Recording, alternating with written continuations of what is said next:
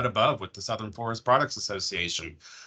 Really excited to have one of our lumber exporter members, David Stallcop with the Stallcop Group. David, glad to have you here today. Thank you. Good to be here. And, we're just going to go ahead and jump in here because I know that you have a wealth of experience and you talk to a lot of people around the world. So let's get a little background on exactly what it is that you do with the Stallcop Group. So there's 3 legs to my business. One of them is sales and marketing consulting. So I help building materials and wood products companies around the world start up new sales markets, new marketing markets that they want to bring their products into. And some of those companies, I also help create and develop new products for export markets or international markets.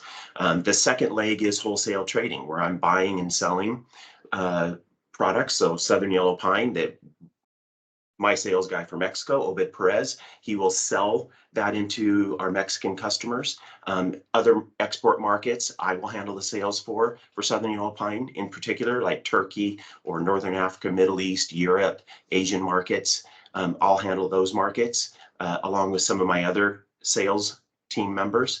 And the third leg is sales agency or sourcing agency. So in some cases, we want to try to sell to somebody in, say, Japan, and they say to us, that's great, but we don't want you to wholesale it to us. We want to get to know the manufacturers. We want to have that relationship with them.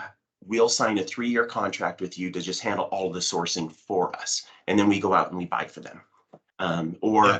Or sell for people as well, and just get a sales agency commission on everything. And I know you do more than Southern Pine, but clearly at SFPA, we're going to be talking about Southern Pine today. So I'm going to come back because, obviously SFPA does a lot on the international scene with promoting American softwood and promoting Southern Yellow Pine. But let me come back to that. I want to jump back to the original point, which is why Southern Pine? You do a lot of work with Southern Pine. Why do you like that lumber so much? And what do you want people who are listening and watching this to take away and know about Southern Pine lumber? Well, it's the strongest softwood species out there. With the latest test data that's come out in the last 10 years, Southern Yellow Pine is the strongest softwood species. It also treats to the core. This is a sales point for a lot of the Asian markets and in the Caribbean markets is you can pressure treat it and then you can cut it, slice it, dice it, and it's still treated. Whereas hemlock or Douglas fir, you have to incise it to get deeper penetration. And then when you cut it, you expose the untreated fiber and you have to reapply a chemical treatment to it with a paintbrush or a spray.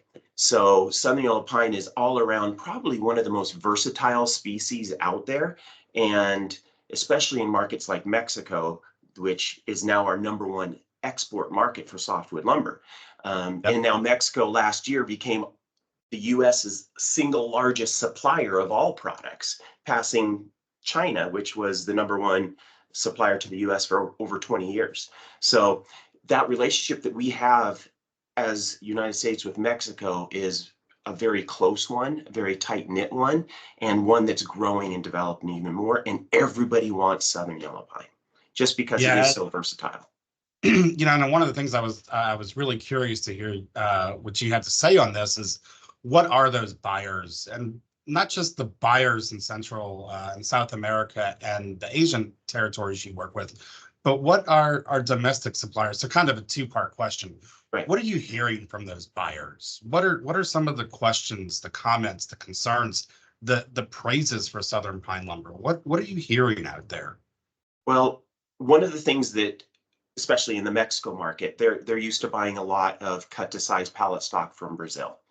Well, Brazil is very inconsistent. Even some of the largest buyers in Mexico, their suppliers in Brazil are 4 to 6 months late on their shipments. Whereas out of the US, within a few weeks, they can get a rail car or a truck out of any of our mills and then remanufacture it themselves. One of the things that they wish happened in the US, especially with Southern Yellow Pine, is more mills did cut to size components for pallets for them, because a lot of their employees are leaving their companies and coming to the US so that they can make more money. And so they actually have a lack of labor. And so anything that can go into Mexico as more component type material instead of just lumber material is better. And another trend that I'm seeing, not just in Mexico, but other export markets, is they don't want the number 3, number 4 grade lumber anymore. They want to have the number 2 or the number 1 grade because they can't afford to have the fall down. They can't afford to have wane. So to have a higher end piece of fiber, they can utilize 100% of it, is really needed. They don't want to have to mess with the waste anymore. And that's great news for our industry, right? Yes, On yes. an international scene, right? What are you hearing? I'm going to flip it because you also deal with the lumber manufacturers in the States that are getting this lumber international. So what are you hearing from them about Southern Pine right now? That, I mean, Southern yellow pine traditionally was mostly a Southeast and South market species, but you're seeing a huge increase of MSR rated Southern yellow pine moving up into Eastern Canada. You're seeing more moving into the Pacific Northwest and the West Coast. And some people that have never used it, it takes a while for them to get used to it because if it's not dried properly, you could have a few issues. But a lot of mills are now drying to a lower moisture content to increase the stability of the fiber. And that is really getting a lot of traction in the non-traditional US and Canadian markets. And more demand for Southern yellow pine is happening. Now, David, remind me, before you got into and started the Stallcop Group, what were you doing with the industry before that? For 5 years, I was with UFP Industries, working as their international development specialist and helping them start up and grow their international division. And then before that, I was 20 years, 20% shareholder of Vanport International out of Boring, Oregon. And I was the global marketing manager and a director in that company. So you clearly have a lot of experience in this industry and a lot of stories to share. I mean, when you were explaining what you do, we talk a lot in this series, A Cut Above, about just the people in this industry. So why do you enjoy this industry so much? Not just forest products, but working with lumber so much? It's not just lumber, it's all building materials. Our industry is such a tight-knit industry, and it's a people-to-people, face-to-face industry. And I put so much value on getting out and visiting the suppliers and visiting the customers. I mean, last year I was in 32 countries, and some of those countries I went to 4 or 5 times because putting my face in front of people, they get to know me. Zoom is fine, Teams is fine, but the real face-to-face, sitting down, having a meal with them, walking through the warehouse. And a lot of times, international salespeople, if they just sit at their desk, they're like racehorses. They have the blinders on the sides of their eyes, and they just are trying to sell the one thing to the one customer. If you take the blinders off, you go into the customer's warehouse, wherever it may be, in Ho Chi Minh City, Vietnam, or Osaka, Japan, and you walk through the warehouse, you may realize I can actually sell this customer 25 different things, not just one thing. And sometimes you visit that customer and you say, oh, I've got this customer in this other country that can buy what you're making out of what I'm supplying you. And then you have a locked in supplier and customer, and they can't cut you off because you're selling their production too. What is that? One of the basic rules of sales: meet your customers where they are. Yeah, exactly. Exactly. So what are you looking at in the back half of the year? What are you most excited about when it comes to Southern Pine and the lumber exporting industry? I'm really looking forward to developing the turkey market more. I feel that that's a low hanging fruit. They had some major forest fires in that country. If you include Turkey in Europe, it's out of all the countries in Europe, it has the 4th largest forest land. Germany is 8th. So, but they had major forest fires, so they're going to have to cut their harvesting of their timber in Turkey by 70% for the next 3 to 5 years. So they are going to be a net importer now of wood fiber. And I think Southern yellow pine is going to be have a huge opportunity in that market. And a lot of people say, David, why do you share your secrets of which markets are good or bad? I said, if you have a function, then you can develop the business. If you have a relationship, you can develop the business. If you don't have a function and you don't have a relationship, it won't go anywhere. I love that. And again, we talk about so much with the people in this industry.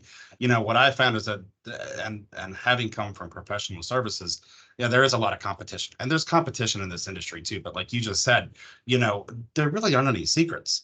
Yeah. And it's about building those relationships. I love that. I asked you what you're looking forward to in the last 6 months of this year, the back half of the year.